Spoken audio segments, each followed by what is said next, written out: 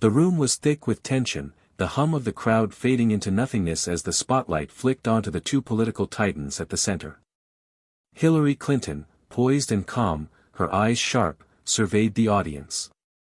Across from her, Mike Pence stood rigid, a picture of calculated confidence, a faint smile playing at the corners of his lips as if he already knew how this would unfold. The stakes were high, perhaps higher than anyone fully realized. Cameras flashed from every angle, the buzz of the media drowning out every other sound. The debate had been simmering all night, policies clashing, ideologies flaring. But this moment was different. Pence's voice cut through the silence.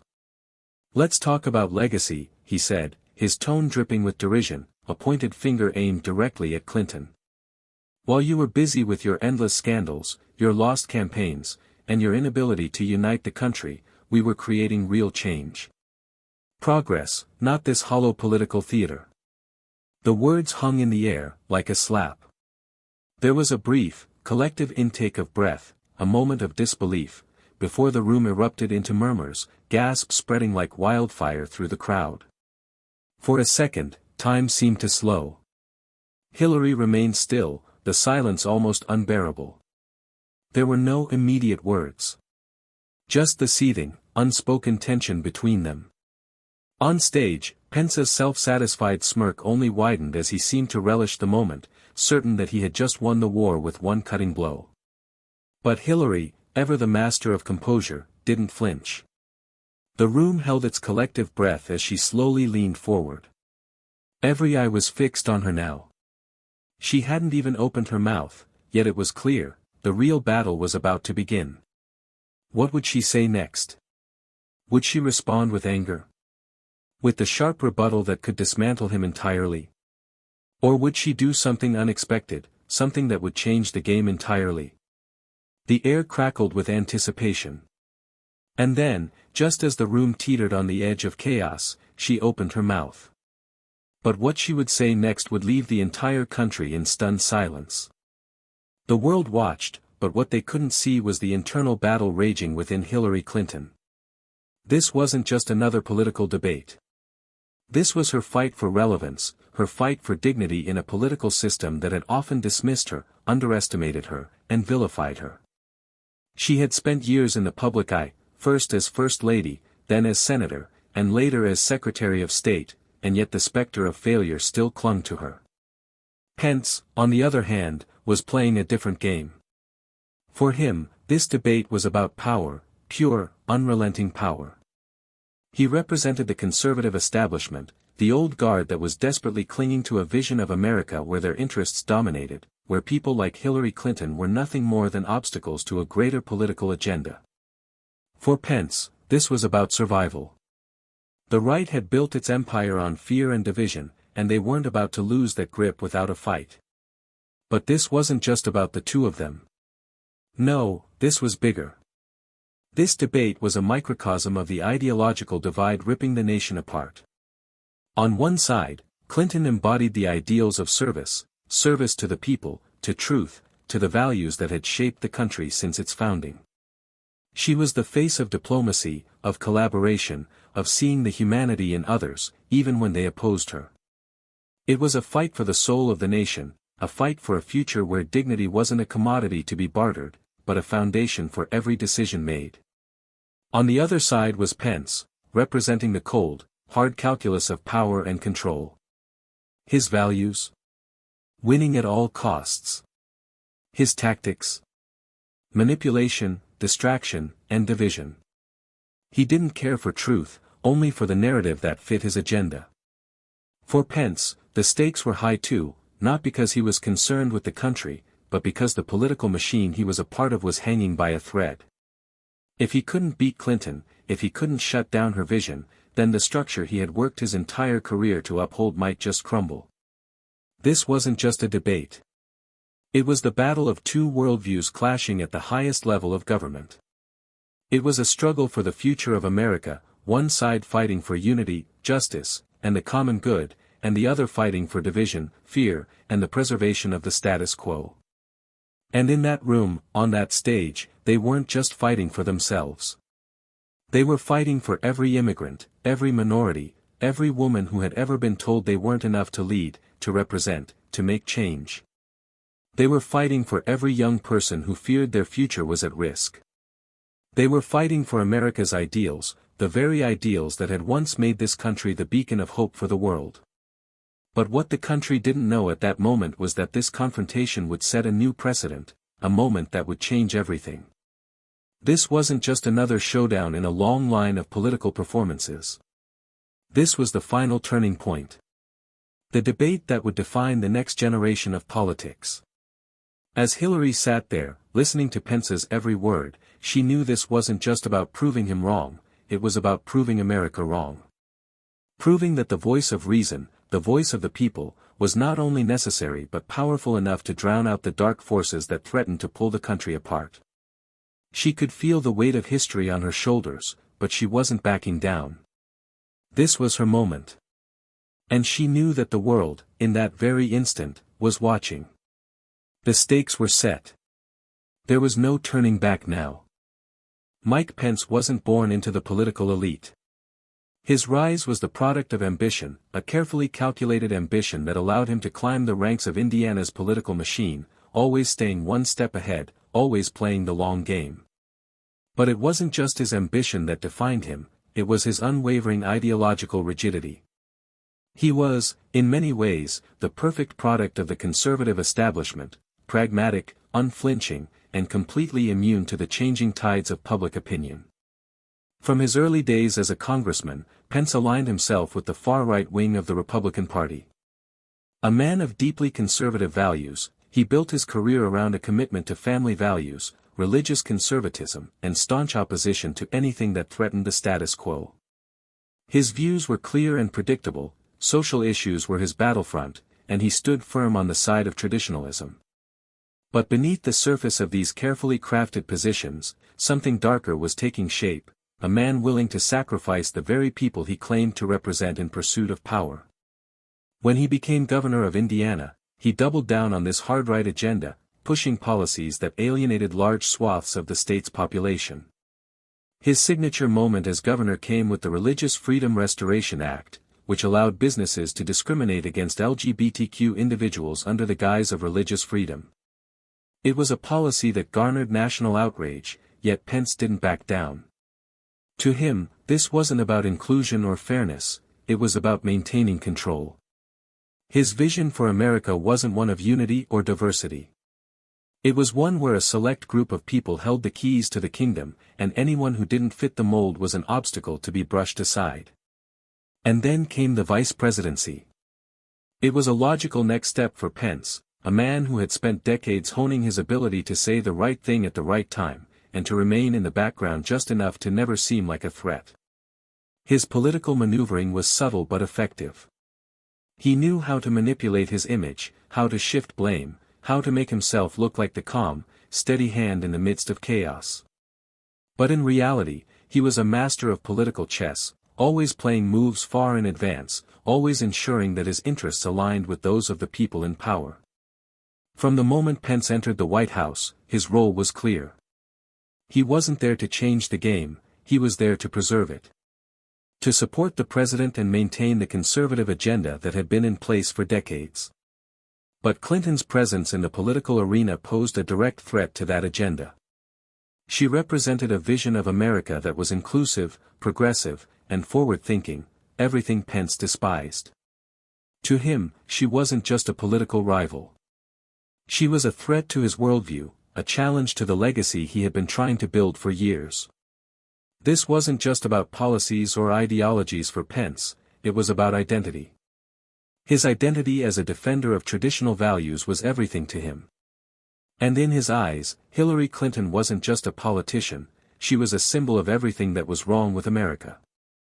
A woman who had spent decades at the top of the political hierarchy, who had tried to push a progressive agenda, and who had failed in her bid for the presidency. To Pence, her presence was a reminder of his political enemy's power and influence, a constant thorn in his side. He was determined to undermine her at every turn. For years, Mike Pence had built a career on power moves, catering to the extreme right, and consistently dismissing the voices of those who stood up for the marginalized. His speeches, though often wrapped in pleasant, genteel language, were designed to rally the base, to inflame the passions of those who feared the changing face of America. He had no interest in the struggles of working-class families, immigrants, or minorities. His only concern was his own rise, and the rise of those who thought like him. His policies spoke to this, pushing tax cuts for the rich, reducing government spending for social services, and championing laws that made it harder for people to vote or for marginalized groups to gain equal rights. Pence wasn't the type to make dramatic, showy speeches like other figures in the Republican Party. No, he was the quiet hand behind the scenes, orchestrating and maneuvering, making deals in smoke-filled rooms, whispering in the ears of those who could further his goals. He was the embodiment of the political machine, calculated, cold, and seemingly unshakable. He never hesitated to strike at anyone who threatened that machine. And Hillary Clinton, in his eyes, was one of the biggest threats. Every time Hillary took the stage, he saw a challenge to his power. She had become a symbol of the very change he fought against. Where she saw hope and progress, he saw a threat to everything he had worked for. The fight between them wasn't just ideological, it was existential. If Clinton succeeded, it meant the world he had built would slowly begin to unravel, and his carefully laid plans would collapse like a house of cards. As the debate raged on, one thing was clear: Pence wasn't just fighting to win. He was fighting to survive. And for him, survival meant taking down Hillary Clinton at all costs. Hillary Clinton's journey to the center of American politics was never one of easy victories or smooth paths. Her story was one of constant battles, internal and external, against the forces of history, gender, and a political establishment that had long been designed to silence voices like hers. For decades, she had been a force in American politics, and each stage of her career only seemed to bring more personal sacrifice and more obstacles to overcome. Yet, she persisted, not for personal glory, but for something much larger than herself, the people she served and the ideals she believed America could become. Hillary's political rise began, like so many before her, in the shadows of others. She was the First Lady of Arkansas, but she was also a force in her own right, fighting for children's rights, education, and healthcare in a way that had never been done before. But it wasn't until Bill Clinton became president that Hillary's true political battle began in earnest. She was thrust into the limelight, and immediately, the world saw something they were not prepared for: a woman who didn't just smile and stand by her man but one who fought for change, who had a voice of her own, and who demanded to be heard. Throughout her time as First Lady, Hillary was tasked with the near impossible, fighting for a healthcare reform that was visionary, but ultimately doomed by a political system designed to favor big money over the needs of the people. She was vilified for this. For daring to dream of a world where every American could afford healthcare. For daring to say that healthcare was a right, not a privilege. And in the aftermath of that failed attempt, she wasn't just ignored, she was dismissed. Yet, she never backed down. Her resilience was unmatched. The years that followed were filled with setbacks, yes, but also with a deepening understanding of the system she was up against. When she ran for Senate in New York, she did so as an outsider, a woman who had not grown up in New York's political machine. She had no deep political connections, no decades-long network of backroom deals. But she had something far more powerful: authenticity and a deep understanding of the struggles of ordinary Americans. And she won. She won because people saw in her not a politician trying to win favor, but a servant to the people, fighting for their needs, their children, and their future. Hillary's tenure in the Senate was marked by her pragmatic approach, pushing policies that would help working families, improving healthcare, education, and even national security. But even then, her efforts were often stymied by the very system she had fought to reform. Washington's gridlock, the deep partisan divides, the greed of corporate interests, all of it stood in the way of progress. But where others might have given up, Hillary doubled down.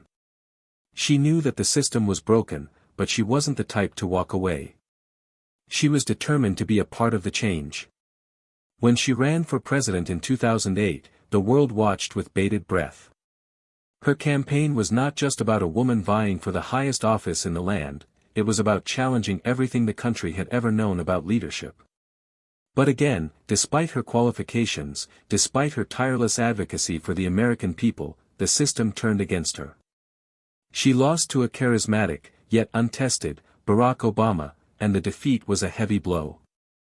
It wasn't just a loss for her, it was a loss for everything she had fought for. For years, the idea of a woman holding the highest office was something that America wasn't quite ready for. It wasn't just about Hillary Clinton, it was about what her success represented. For some, it felt like an unspoken rebellion against the gendered hierarchy of power. But Hillary didn't retreat. Instead, she rose again, this time as Secretary of State. In this new role, she was at the forefront of global diplomacy, navigating the complexities of international relationships, dealing with crises from the Middle East to Europe. It was a role where Hillary's intellect, experience, and deep understanding of global affairs shone through.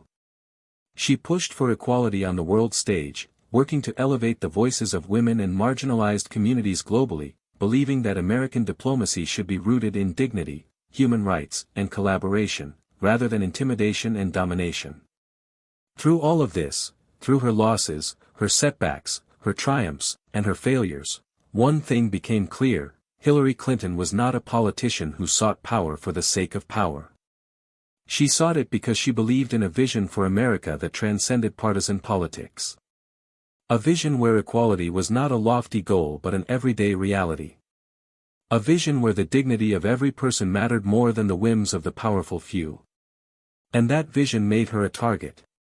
It made her the perfect foil for those who sought to preserve a political system that served their own interests, those who viewed compromise and empathy as weaknesses. The very same forces she had spent her entire career challenging, forces embodied by Mike Pence, were the ones who sought to tear down her legacy, silence her voice, and stop the progress she fought for. Hillary Clinton had spent decades fighting for the people, the same people Mike Pence had never fully understood. The working-class families, the immigrants, the marginalized communities, these were the people who, in Hillary's mind, defined America's true identity. She had fought for their voices to be heard, for their needs to be met, and for their dignity to be restored. Now, as she faced off against Pence, the ultimate test loomed on the horizon. This was more than a political debate, it was the culmination of her life's work, the embodiment of everything she had sacrificed for. In that room, with the entire nation watching, Hillary Clinton wasn't just fighting for herself. She was fighting for America's future, one where every person, regardless of gender, race, or background, had the right to be heard and valued. It was a battle for truth, for justice, and for the very soul of the nation. She was about to face the ultimate test, but if anyone was ready for it, it was Hillary Clinton. The room had shifted. What began as a civil exchange of policy ideas had quickly descended into a battle of egos. Tension rippled through the air as Mike Pence, sensing an opening, leaned into the attack.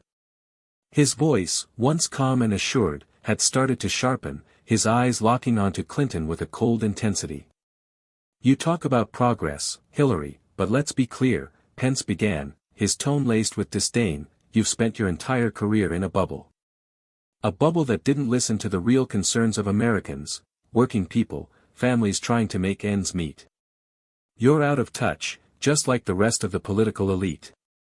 The words hung in the air, sharp as daggers, meant to wound, meant to strip away the years of service and sacrifice that defined Clinton's career. The audience tensed, some in disbelief at the audacity of the personal attack. But Hillary remained unmoved. She didn't flinch. Her face was the picture of calm, like a statue carved from stone. Without hesitation, she leaned into the microphone. "Mike, I've spent my life working to improve the lives of everyday Americans, people who wake up every day fighting for a better future for their children. Unlike you, I don't need to hide behind the rhetoric of fear and division. I've actually been in the trenches, facing the challenges that families across this country deal with every single day." The contrast was stark. Pence had opted for personal jabs, trying to peel away the years of experience Clinton had accumulated in the public eye. But Clinton was playing the long game, calm, composed, and unwavering. She wasn't here to engage in a petty back and forth. She was here to remind the country what was at stake. Pence was undeterred, his voice rising. You want to talk about the people? You and your party have done nothing but sow division for decades. You've created a culture of dependency, where people expect the government to solve all their problems. You've turned America into a place where hard work doesn't matter and people get everything handed to them. That's not what America is supposed to be. The crowd shifted again, some nodding in agreement, others shaking their heads in disbelief. The rhetoric Pence relied on was familiar to many, a language of self-sufficiency, an appeal to the real America, a place where the government stayed out of people's lives. He had rehearsed this line 1,000 times, wielding it like a sword, hoping it would strike at Clinton's core. But Hillary's response was sharp, surgical. I've seen firsthand what happens when we turn our backs on the people who need us the most. You're right, Mike. There are some who rely on the system, but the truth is, there are millions of hardworking Americans who have been left behind, ignored by policies that favor the wealthy and powerful. You call it dependency. I call it inequality. Her words landed, and the room grew quieter. Pence's smug expression faltered for a moment, just enough to notice. There was no denying the truth in her response. She had hit him where it hurt, his party's unwillingness to confront systemic inequality, their refusal to admit that their policies hadn't helped the people they claimed to represent. But Pence wasn't backing down. His next words came out with an almost desperate edge, attempting to gain control of the narrative once again. And let's not forget your track record, Hillary. You've been a part of the system for decades. Your so-called progress hasn't done anything for the people. You've failed on healthcare, you've failed on jobs, and you've failed on immigration. The audience bristled at the mention of immigration, a hot-button issue that Pence had chosen deliberately. It was an issue that could divide voters, an issue that could tap into the anger and fear of the base. He knew it, and he was exploiting it. But Hillary didn't flinch. She leaned forward, steady in her conviction. Mike, my record is not defined by one issue or one failure. It's defined by my willingness to fight for those who have no voice, whether they are immigrants seeking a better life, or families struggling to make ends meet. Unlike your party, I'm not interested in scapegoating people to win votes. I'm interested in finding real solutions. The crowd seemed to hold its breath. For a moment, the room was silent. The weight of Hillary's words hung in the air, challenging Pence's every point, exposing the flaws in his logic with a quiet, unwavering confidence. The insults kept flying, but with every word, Hillary's resolve only grew stronger, while Pence began to fidget, realizing he was losing control. His usual composure had started to crack, his carefully crafted narrative slipping through his fingers. His posture shifted, his gaze faltered for just a moment before he recovered, but the damage was done. He shot back, trying to salvage what he could, but it was clear to everyone watching, the tide had turned. The crowd's energy had shifted. Clinton wasn't just holding her own, she was dismantling Pence's arguments piece by piece. But there was no time for a pause. The debate was reaching a boiling point, and the stakes were higher than ever. What was at play was no longer just a battle of ideas, it was a battle for the soul of America itself. Would the country continue down the path of division and fear, or would it find a way forward through unity, compassion, and truth? With every passing moment, the question hung heavier in the air. The crowd was on edge. Who would crack under the pressure? Would Pence double down on his attacks, or would Clinton's moral clarity finally silence him for good? The tension in the room was palpable, the weight of every word pressing down on the crowd like a suffocating force. Mike Pence was on the attack, and Hillary Clinton had been parrying his blows, but there was something different now. Something in her demeanor had shifted. The calm confidence that had carried her through the previous rounds of insults was now poised to explode, and the room could feel it. Pence had just made his latest jab, accusing her of being the architect of a broken system, claiming that her policies had only deepened the divide.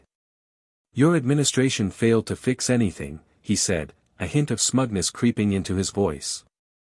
"You talk about progress, but you leave a trail of disappointment in your wake. Your so-called legacy is a mirror image of the same failures that have left this country in ruins. You've never understood the struggles of the people, Hillary. You've never had to fight for a better life." His words stung, as they were meant to. But they weren't enough. Not for Hillary Clinton. She was no longer responding with just facts or logic. No, she was about to expose the truth that could shatter Pence's carefully constructed facade. The audience, quiet until now, shifted in their seats, sensing that something was coming, something big. Hillary's eyes narrowed as she locked onto Pence. The crowd went still. It was her moment. "Mike," she began, her voice even but sharp as a knife, "you want to talk about failure?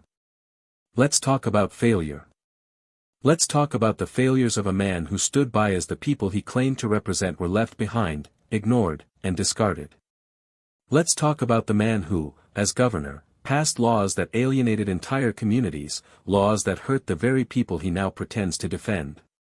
You pushed through policies that stripped away healthcare from working families and gave tax breaks to the rich. You were more interested in appeasing your political donors than listening to the real needs of the people you swore to serve." The room shifted. People were on edge, sensing the force of what Hillary was about to say. Her words were measured, deliberate, each one hitting harder than the last. "And let's talk about your so-called vision for America," she continued, her voice growing firmer with every sentence. "You've spent your entire career pushing a worldview that says we should turn a blind eye to the struggles of immigrants, minorities, and the poor. You want to build walls, Mike. Walls between people, walls between communities, walls that divide us at a time when we need unity more than ever.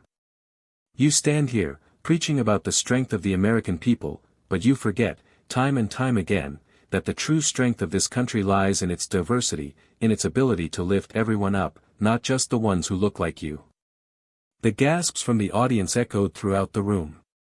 Clinton wasn't just responding to Pence, she was challenging everything he stood for, everything he represented.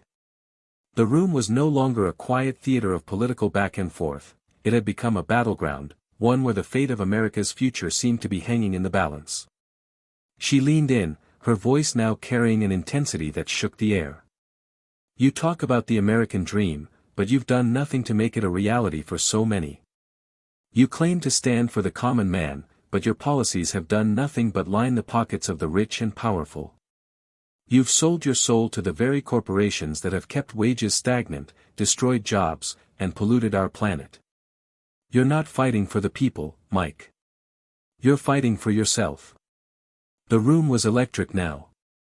People were whispering, some in disbelief, others on the edge of their seats, waiting for Pence's response. The impact of Clinton's words had been immediate. She hadn't just exposed Pence's contradictions, she had torn down the entire foundation of his argument. Pence, visibly rattled, shifted in his seat. His usually calm demeanor was gone, replaced by a flicker of discomfort that only served to expose his vulnerability. He opened his mouth to respond, but the words caught in his throat. The smirk that had adorned his face earlier was gone. In its place was something far less certain, an unease that had begun to spread like wildfire across his features. The audience, sensing the shift in power, was hanging on every second, waiting for the next move. But it was clear now. Hillary Clinton had seized control of the narrative. She wasn't just debating Pence anymore, she was holding up a mirror to everything he stood for and showing the world how empty his promises really were. Pence tried to recover. He stood a little straighter, his voice rising as he attempted to regain his footing. "You can't rewrite history, Hillary. The facts are clear." But the words fell flat. The audience wasn't buying it. Clinton's words had already sunk in. She had done more than challenge his policies, she had challenged his very integrity. She had exposed him as the embodiment of a political system that cared more about the preservation of power than the well-being of its people. Clinton's gaze remained fixed on him, unwavering, and with a slight nod, she delivered the final blow. "The truth is, Mike," she said, her voice steady and calm, "you've spent your entire career running away from the hard truths. You've ignored the struggles of the very people you claim to fight for, and now, you're hiding behind your lies. The time for your divisive rhetoric is over. The American people deserve better." And just like that, with one devastating line, Hillary Clinton flipped the script. In a single sentence, she dismantled everything Mike Pence stood for, leaving him speechless, unable to respond. His confidence was shattered. The moral high ground, the one thing he had tried to cling to, was gone.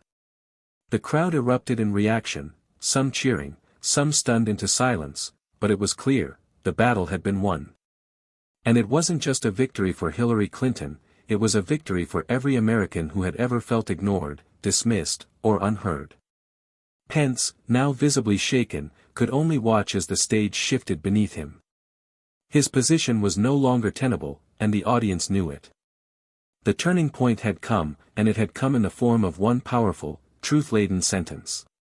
Hillary Clinton had won this moment. But the real question was, what would the fallout be? The moment the debate ended, the room erupted into applause, a mix of relief and disbelief hanging in the air.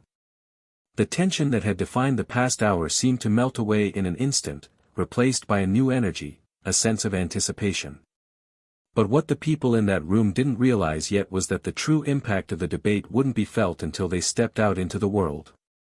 The internet exploded.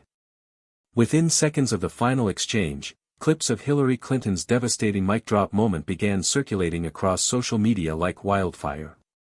Twitter, Facebook, Instagram, every platform saw an avalanche of posts, memes, and hot takes. The hashtags came in quick succession, flooding timelines everywhere, hashtag Pence defeated, hashtag Hillary wins, hashtag truth prevails. The short video clips of Clinton's impassioned rebuttal went viral, being shared and reshared by millions, each person adding their voice to the chorus. In one clip, you could see the moment Clinton said, "You've spent your entire career running away from the hard truths," and the crowd's reaction, gasps, followed by a roar of applause. In another, you could hear the unmistakable sound of Pence's voice faltering as Clinton's words cut through his carefully crafted facade. The internet couldn't get enough of it. The memes were quick to follow. Pence's bewildered expression after Clinton's response became the subject of countless viral images, each with a new caption mocking his inability to recover.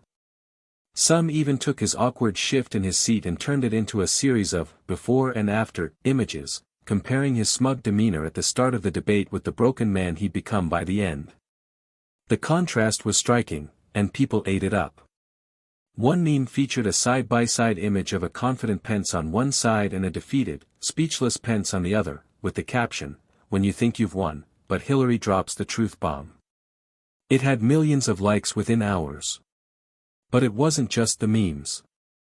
The commentary poured in from all directions, political analysts, celebrities, activists, and ordinary citizens alike.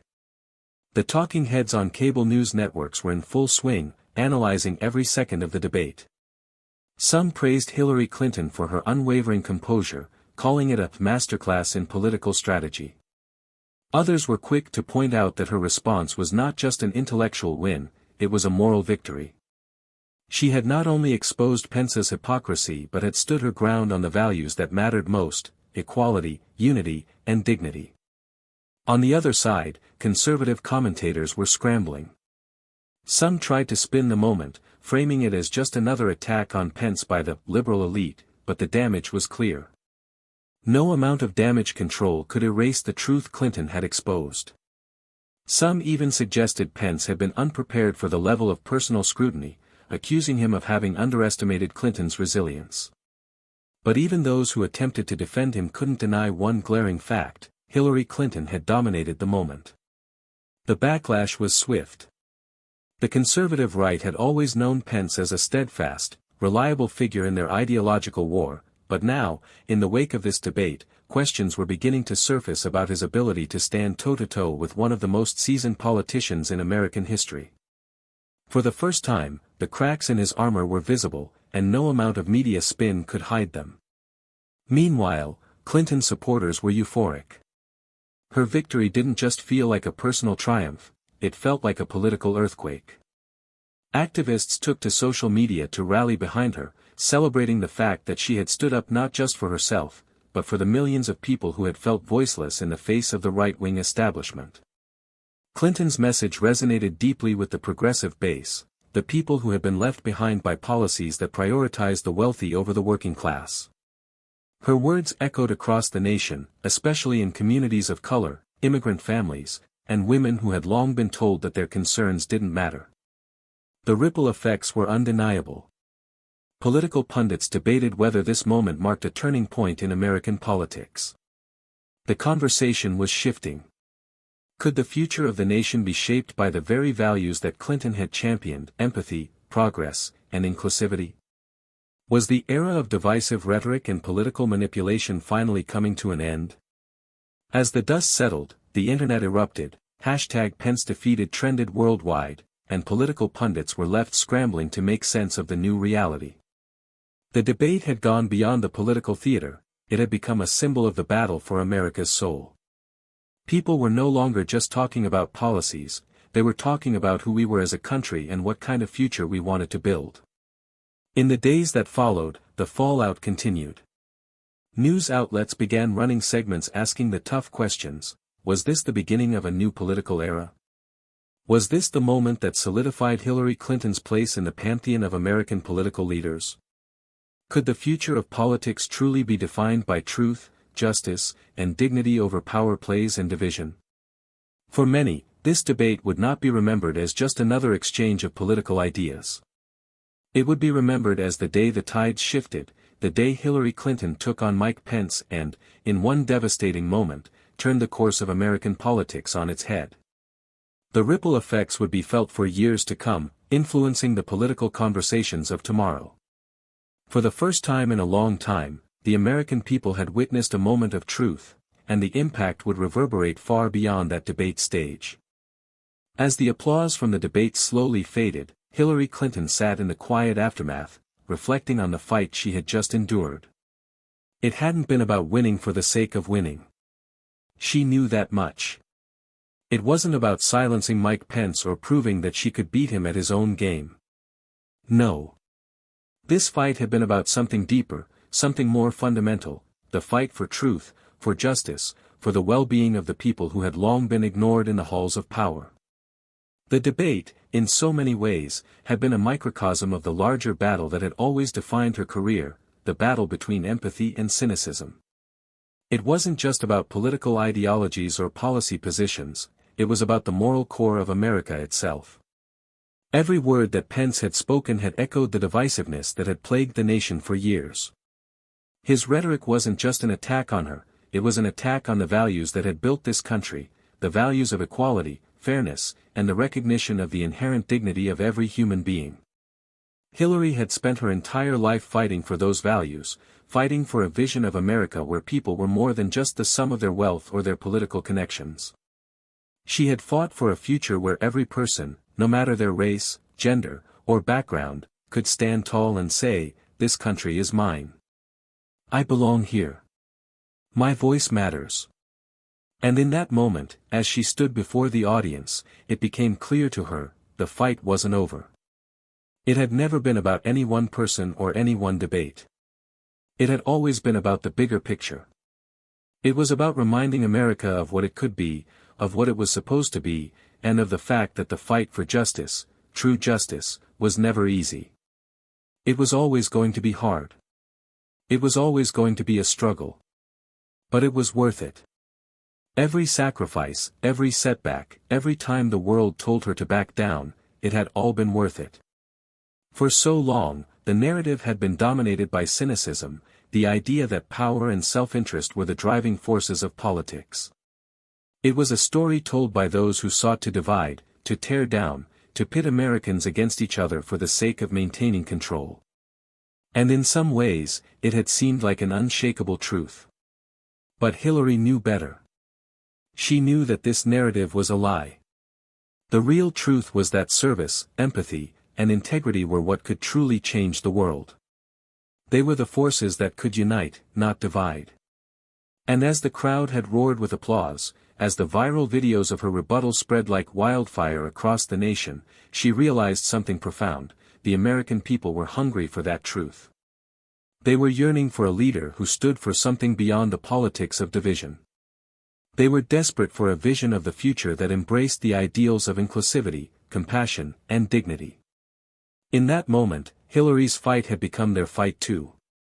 She wasn't just fighting for her political future, she was fighting for the future of the country.